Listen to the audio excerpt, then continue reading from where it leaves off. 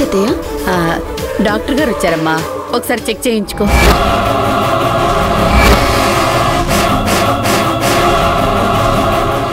ఇప్పుడెందుకులేమ్మా, మొన్న మధ్యనే చెకప్ చేయించుకుంది కదా వదినా. ఇంత దూరం వచ్చారు, ఇప్పుడే వదిన్ని కూడా చెక్ చేశారు. ఒకసారి నువ్వు కూడా చెకప్ చేయించుకుంటే సరిపోతుంది కదా. అవునమ్మా, మీరెక్కడ చూపించారో ఏంటో తెలియదు కదా. పాప ఆవిడ ఇంటి వరకు వచ్చింది కదా, ఇంట్లో చూసి కావలసిన మందులన్నీ ఇచ్చి వెళ్తుంది. ఒకసారి చూపించుకోమ్మా. ఇప్పుడే వదిలే అత్తయ్య. పర్లేదులేండి, జనరల్ చెకప్పే కదా, ఇలా వచ్చి కూర్చోండి, చెక్ చేస్తాను. ఇప్పుడే వదిలేండి డాక్టర్ గారు.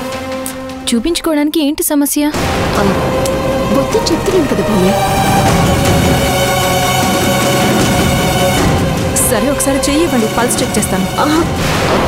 వద్దు డాక్టర్ గారు, అంటే చెయ్యేసి వెనుకుంది, నొప్పిగా ఉంది.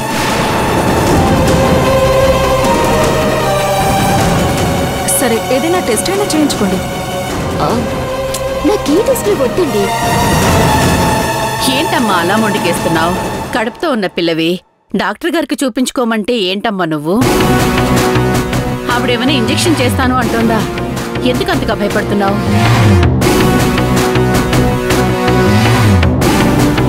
నాకొద్దని చెప్తున్నాను కదా అత్తయ్య. నేను టెస్ట్ చేయించుకోవాల్సిన చోటు చేయించుకుంటూనే ఉన్నాను కదా.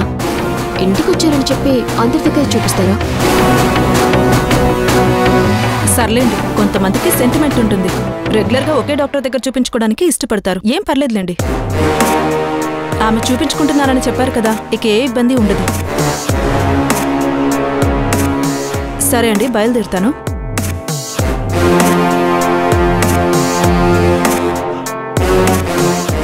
మరీ ఇంత అర్థం పర్థం లేకుండా తయారవుతున్నావేంటి? మన ఫ్యామిలీ డాక్టర్ కదా, ఆవిడ చూసి ఒక మాట చెప్తే మనకి ధైర్యంగా ఉంటుంది కదా. ఎక్కడో చేయించుకున్నాను, చూపించుకున్నానని చెప్తుంది కదా, వదిలేసే వదినా.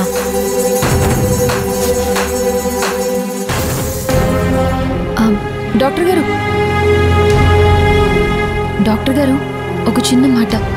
తను ఎందుకు అలా బిహేవ్ చేస్తుందో నాకు అర్థం కావడం లేదు.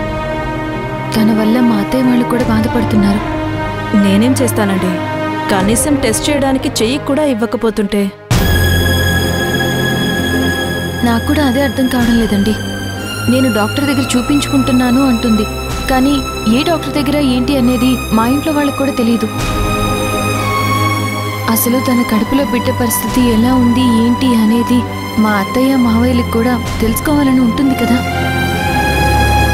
వాళ్ళకి చెప్పకుండా, ఏ విషయం తెలియనివ్వకుండా ఏం చేస్తుందో ఏంటో అర్థం కావడం లేదు.